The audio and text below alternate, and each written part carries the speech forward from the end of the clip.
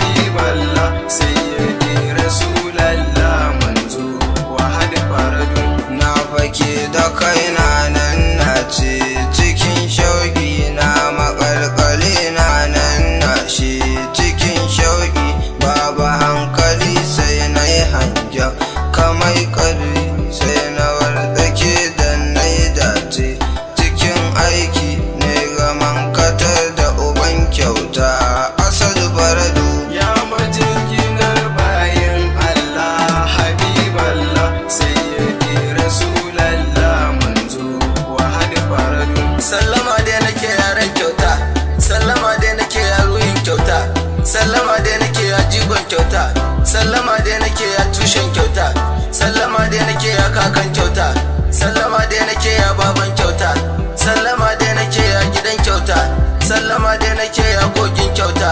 Kai mu gaishe da mafarar kyau Muhammadu Rasulullahi sallallahu alaihi wasallama. Wannan kyautar taka ta tsima ni manzon Allah, yaya zan yi shiru ban faɗa ba zan iya ba. Godiya ta gare ka makurar kyau, wanda ya kure bauta ya kure kurewa a lafiya. Makurar kyau Muhammadu Rasulullahi sallallahu alaihi wasallama. Ya majinginar bayan Allah, Habiballah, Sayyidi Rasulallah, manzo wahad faradu. Na fito cikin shagoran nan ina zaune, sai Habibi ya taho shagona. Ina zaune ranar 4 ga watan Ramadana, ina zaune ranar Laraba fa da sassafe. Ina zaune sai ya ce Bashir kai dacewa da san faradu. Ya majinginar bayan Allah, Habiballah, Sayyidi Rasulallah, manzo wahad faradu. Sai na ce da shi menene wai Habibullah, sai ya ce da ni yayi mafarkin Rasulallah, ranar mashar ranar ceton Rasulallah. Ga ilahu ga manzon Allah Rasulallah, ga Rasulunan na yin ceto wahad faradu. Ya majinginar bayan Allah, Habiballah, Sayyidi Rasulallah, manzo wahad faradu. Sai ya gani ina zaune a ran taro, gashi gefe shi ma yayi zaune a ran taro. Ga ubangijinmu yana zaune a ran taro, ga rasulu shi ma yayi zaune a ran taro. Shi rasulu kallon me yake yi wahad faradu. Ya majinginar bayan Allah, Habiballah, Sayyidi Rasulallah, manzo wahad faradu. Sai ubangiji yayi ta kira na abun taro, sai na je gurin shi da shauki na a ran taro. Sai ya tambaye ni na amsa mai a ran taro. Shi rasulu na kuma nuna mu a ran taro. Sai na zo na zauna da salatun wahad faradu. Ya majinginar bayan Allah, Habiballah, Sayyidi Rasulallah, manzo wahad faradu. Sai ya gani duna shishi da san manzo. Shi ma Habiba an yi kiran shi ya tashi ya zo. Sai rasulu babban burina cikar manzo. Sai ya ce masoya na ne su haƙiƙar su. Sai ya kalli fuskar mu da shauƙi wahad faradu. Ya majinginar bayan Allah, Habiballah, Sayyidi Rasulallah, manzo wahad faradu. Sai ya ce mana ba za a yi muku ma hisabi ba, ta in ya bayar ta bayu ka ce duba. In ya ce da kai kun ta faru ka ce karba. Na yi ta godiya ban ƙare ba, ina tuba. Sai na je ni na fara hawaye da san faradu. Ya majinginar bayan Allah, Habiballah, Sayyidi Rasulallah, manzo wahad faradu. Hamdalan na ce alhamdulillah da murnata, ya rasulu karɓi ƙasidata ka haskata. Kai ni ɗaya bana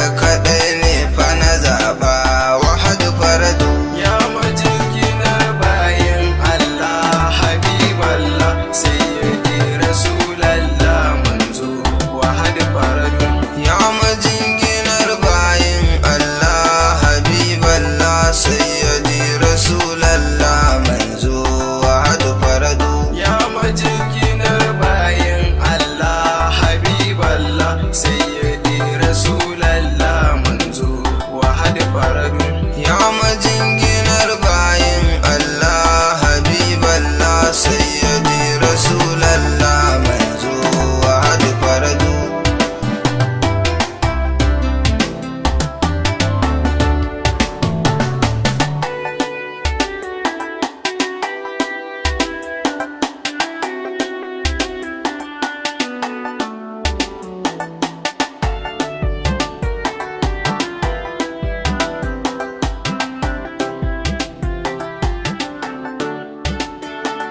Isa juyawan fada ce daidai kafin mun ta bare magura ba a ce da kai gaban daidai tunda ko ina ya damka ma kai kake wuce gaban kowa.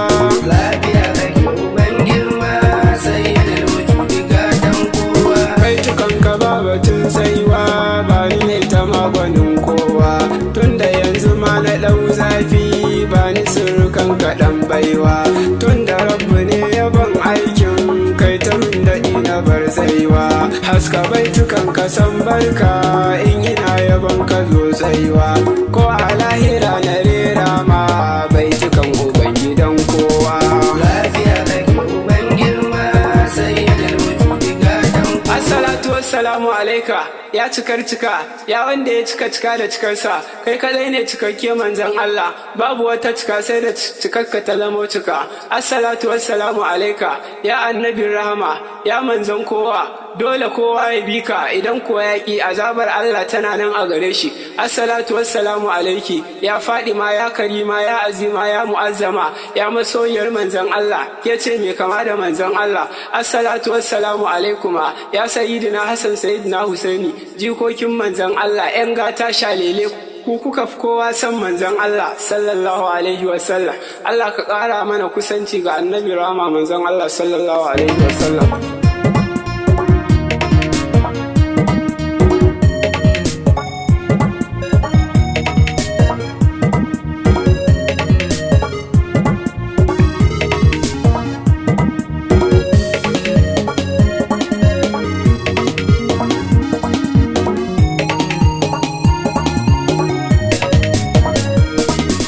Lafiya kake uban girma sai da wujudi gatan kowa. Tunda na sani kana jina na baki da shugabar mata masu arzikin dabarowa ke nake nufi gaban gata ni yabo nake gurin abbanki na baki da keke min gata tunda kin sani masoyi ne ni gun kuma bidar kyauta so nake aka ma hannuna a shigo da ni gidan baiwa.